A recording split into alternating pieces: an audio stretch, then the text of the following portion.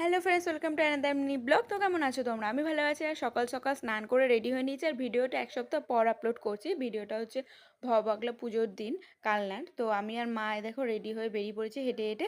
মা পুজো দেবে বলে যাচ্ছে, আমি দেবো না, কারণ আমাদের 1 বছর হয়নি, ঠাকুমা শাশুড়ি মারা গেছেন।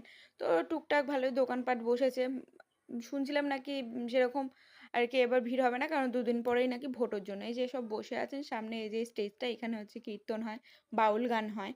তো বেশ ভালোই লাগছে, অনেক বছর পর এলাম। তো এই যে মা এখন চলে যাবে পুজো দিতে। বেশ মন্দিরের ভেতরে ভালোই ভিড়, প্রচুর ভিড়, লোকজন, মানুষের সমাগম। এখন আমরা এসেছিলাম, যখন এসেছি তখন বাজে 10টা। তো একটু পরে এই ক্লিপটা নিয়েছি, তখন বাজে 10:30। তো এই আধা ঘন্টার মধ্যে দেখেছো কত লোকজন, ভিড়। তো বেলা বাড়তে বাড়তে আরোই ভিড় হবে। আর এখন যাচ্ছি হচ্ছে ভববাগলা সমাধি স্থান।